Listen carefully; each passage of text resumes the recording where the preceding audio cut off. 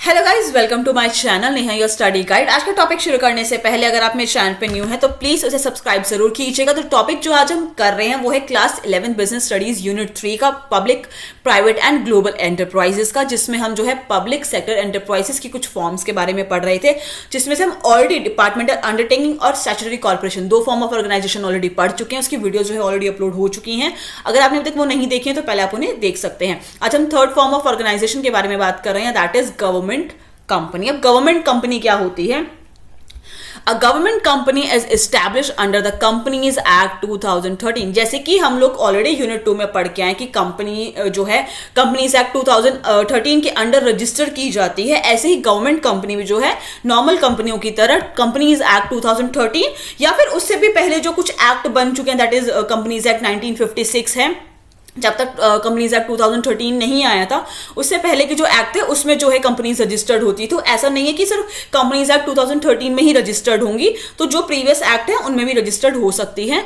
तो जो है नॉर्मल कंपनी की तरह गवर्नमेंट कंपनी भी जो है कंपनीज एक्ट 2013 के अंडर जो है रजिस्टर्ड होती है and govern by the provision of the act. और ये भी जो है कंपनीज एक्ट 2013 या जो भी एक्ट ये फॉलो कर रहे हैं, जिसके अंडर भी इन्होंने अपने आप को रजिस्टर कराया है, उसके प्रोविजंस के अकॉर्डिंग ये जो है काम करते हैं। और कभी कभी कुछ स्पेशल एक्ट भी जो है गवर्नमेंट इन कंपनीज के लिए पार्लियामेंट से कुछ स्पेशल एक्ट अगर कोई गवर्नमेंट पास करना चाहती है तो वो कर सकती है, नहीं तो ये कंपनीज एक्ट 2013 के अकॉर्डिंग ही वर्क, मतलब जो भी एक्ट इन्होंने जिसके अंडर अपने आप को रजिस्टर कराया अपनी कंपनी को, उसके अकॉर्डिंग ये जो है वर्क करते हैं। अ गवर्नमेंट कंपनी में भी formed as a private limited company और अ पब्लिक लिमिटेड कंपनी। अब गवर्नमेंट कंपनी है वो प्राइवेट लिमिटेड या पब्लिक लिमिटेड कोई भी हो सकती है। अब प्राइवेट लिमिटेड कंपनी के हैं और पब्लिक लिमिटेड कंपनी के हैं वो ऑलरेडी हम यूनिट 2 में पढ़ चुके हैं। अगर आपने अभी तक वो डिफरेंस नहीं देखा तो आप वहां जाके उसको जो है पहले देख सकते हैं वीडियोस में। These are establish for purely business purpose and in previous spirit compete with companies in the private sector. ना अब ये प्योरली जो है बिजनेस पर्पस के लिए ही जो है इनको इस्टेब्लिश किया गया, बट एक मेन जो एक रीजन लाया गया था गवर्नमेंट कंपनीज को बनाने का वो था कंपीट करना है प्राइवेट कंपनी के साथ, प्राइवेट सेक्टर के साथ। पहले प्राइवेटाइजेशन जब हो गया था, बहुत सारी प्राइवेट इंडस्ट्रीज आ गई थी, गवर्नमेंट इंडस्ट्रीज बहुत कम थी, तो प्राइवेट इंडस्ट्रीज अपना अपना कुछ अपने अकॉर्डिंग जो है काम करने लग गई। तो कहीं ना कहीं गवर्नमेंट कंपनी आई थी, गवर्नमेंट ने अपनी खुद की कंपनीज जो है लेके आए थे ताकि ये प्राइवेट सेक्टर से अपने आप को compete कर सके, ताकि भाई एक हो कि हाँ भाई गवर्नमेंट कंपनीज भी एग्जिस्ट करती हैं, ताकि जो प्राइवेट सेक्टर है वो अपनी ना चला सके, पूरी मार्केट पे कब्जा करना काइंड ऑफ अपनी ना चला सके। इसलिए मेन compete करने के लिए जो है गवर्नमेंट कंपनीज को लाया गया था। अब गाइज ये इसकी डेफिनेशन है जो थोड़ी इंपॉर्टेंट है, अब इसको जो है थोड़ा ध्यान से देखिएगा।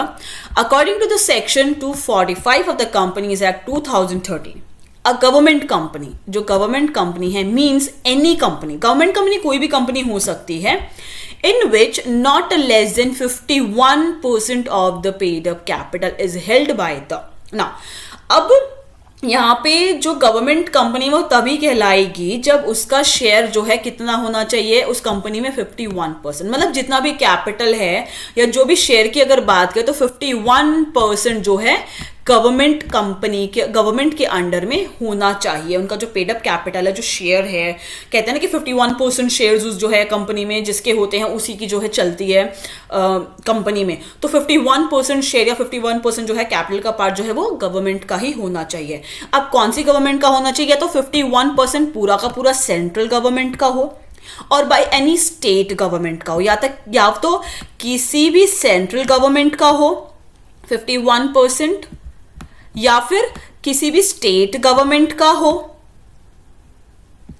या फिर बाय द सेंट्रल गवर्नमेंट और एनी स्टेट गवर्नमेंट, और पार्शली बाय सेंट्रल गवर्नमेंट और पार्शली बाय वन और मोर स्टेट गवर्नमेंट। या तो पार्शली मतलब दोनों का मिलके 51% दोनों का मिलके, या तो सेंट्रल गवर्नमेंट भी है उसमें और स्टेट गवर्नमेंट भी है उसमें, दोनों का मिलके 51% है पर है गवर्नमेंट का ही, ऐसा भी हो सकता है। या फिर सेंट्रल गवर्नमेंट है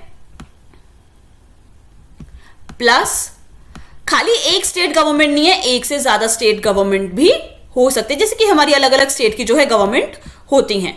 तो इसमें से कोई भी चीज हो सकती है, बस ये कि 51% जो है गवर्नमेंट का होना चाहिए है। And include a company which is a subsidiary of the government company. अब यहाँ पे सब्सिडरी का मतलब क्या है, सब्सिडरी कंपनी कौन सी होती है? फॉर से कि एक एग्जांपल ले लेते हैं, एक कंपनी है एक्स और एक कंपनी है वाई।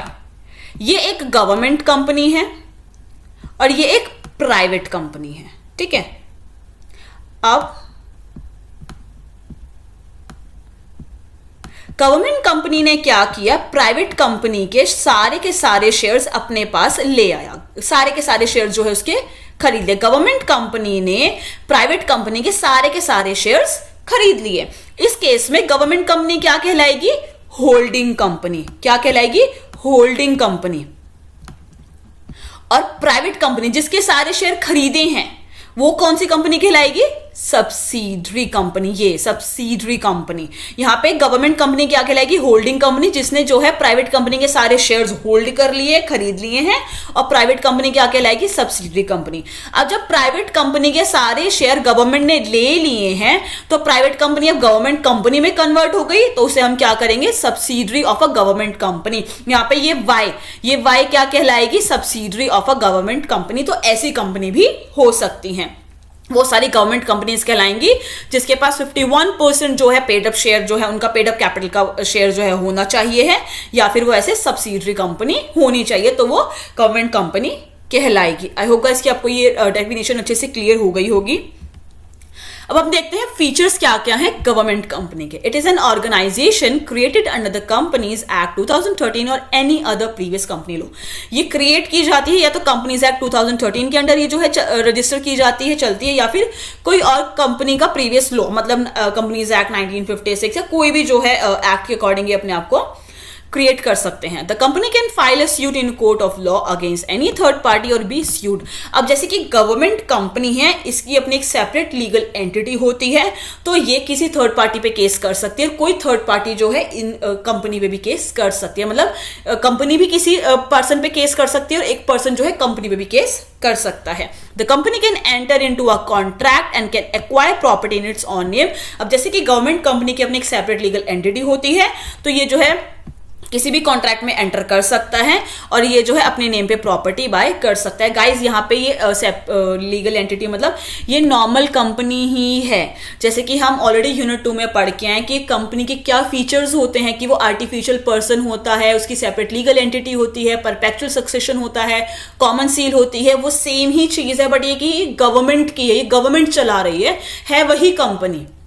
तो ये अपने कॉन्ट्रैक्ट में भी एंटर कर सकती है, अपने नाम से प्रॉपर्टी भी खरीद सकती है, कोई किसी पे केस कर सकती है, कोई इस कंपनी में जो है केस कर सकता है। और जैसे कि नॉर्मल कंपनी किसी भी कंपनी एक्ट के अकॉर्डिंग रजिस्टर की जाती है, उसको फॉलो करके जो है अपना वर्क करती है, ऐसे ये कंपनियां भी करती हैं।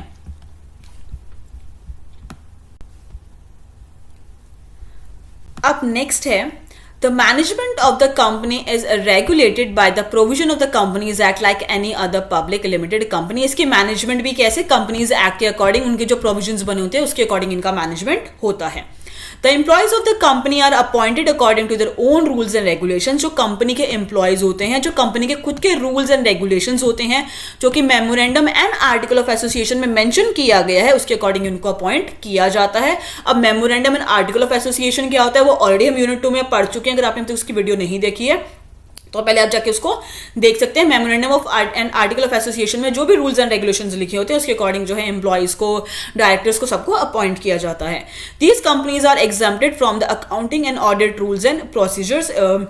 इनकी जो है एग्जाम्पशन मिलते हैं इन कंपनीज को, अकाउंटिंग एंड ऑडिट रूल्स और उनके प्रोसीजर से इनको जो है एग्जाम्पशंस मिलते हैं।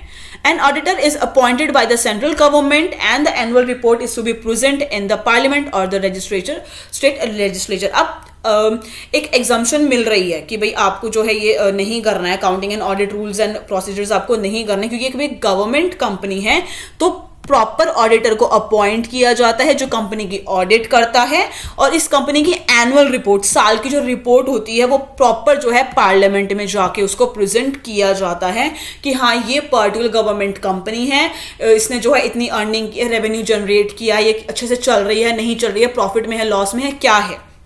तो प्रॉपर जो है सेंट्रल गवर्नमेंट ऑडिटर को जो है अपॉइंट करती है, वो ऑडिट करता है और उसकी एनुअल रिपोर्ट जो है पार्लियामेंट में या किसी भी स्टेट लेजिस्लेचर में जाके उनको प्रेजेंट किया जाता है। The government company obtain it's funds from the government share holding and other private share holders. अब गवर्नमेंट कंपनी के जो फंड्स होते हैं या तो वो गवर्नमेंट शेयर होल्डिंग, मतलब गवर्नमेंट ने 51% उसका शेयर होल्डर्स होते हैं, तो गवर्नमेंट शेयर होल्डिंग्स होती हैं, और जो रेस्ट होती है वो प्राइवेट शेयर होल्डर्स होते हैं। It also prompted to raise funds from the, और कैपिटल मार्केट से, मतलब अपने कंपनी के शेयर्स इशू करके कैपिटल मार्केट में भी जो है अपने शेयर्स या सिक्योरिटीज जो भी डिबेंचर्स है जो भी इशू करना चाहते हैं उससे भी फंड रेज कर सकते हैं। प्राइवेट शेयर होल्डर्स भी हो सकते हैं कुछ %, और थोड़ी सी जो है गवर्नमेंट शेयर होल्डिंग भी इसमें होती है। आई होप गाइस कि आपको इसके फीचर्स क्लियर होंगे। गवर्नमेंट कंपनी क्या होती है, कंपनीज एक्ट जो है किसी भी कंपनीज एक्ट के अकॉर्डिंग ये काम करती है। इसके ऊपर कोई केस कर सकता है कंपनी, और कंपनी भी किसी के ऊपर केस कर सकती है। कॉन्ट्रैक्ट में जा सकते हैं अपने नेम से, कंपनी अपने नेम से जो है प्रॉपर्टी भी एक्वायर कर सकती है। मैनेजमेंट भी जो है कंपनीज एक्ट के अकॉर्डिंग ही चलता है। एम्प्लॉयज जो है अपने रूल्स एंड रेगुलेशंस के अकॉर्डिंग उनको अपॉइंट किया जाता है। अकाउंटिंग और ऑडिट के लिए प्रॉपर ऑडिटर जो है एक अपॉइंट किया जाता है सेंट्रल गवर्नमेंट की तरफ से, जो एक एनुअल रिपोर्ट बना के जो है पार्लियामेंट में या फिर किसी स्टेट लेजिस्लेचर में जो है उसको प्रेजेंट करता है। और जो गवर्नमेंट कंपनी के जो फंड्स होते हैं वो उसमें कुछ गवर्नमेंट शेयर होल्डिंग्स होती हैं, कुछ प्राइवेट होती हैं, या फिर शेयर जो है मार्केट में इशू करके भी जो है वो फंड अपना रेस कर सकते हैं। आई होप गाइस कि आपको ये टॉपिक क्लियर हो गया। अगर आपको कोई भी डाउट हो तो मुझसे कमेंट सेक्शन में पूछ सकते हैं। अगर आपको मेरी वीडियो पसंद आई तो प्लीज उसे लाइक जरूर कीजिएगा, शेयर कीजिएगा। अगर आपने तक मेरे चैनल को सब्सक्राइब नहीं किया तो प्लीज सब्सक्राइब जरूर कीजिएगा। Thank you so much guys मेरी वीडियो देखने के लिए। मैं इस टॉपिक से रिलेटेड और जल्दी ही वीडियो जो है जल्दी अपलोड कर दूंगी। Thank you so much guys मेरी वीडियो देखने के लिए।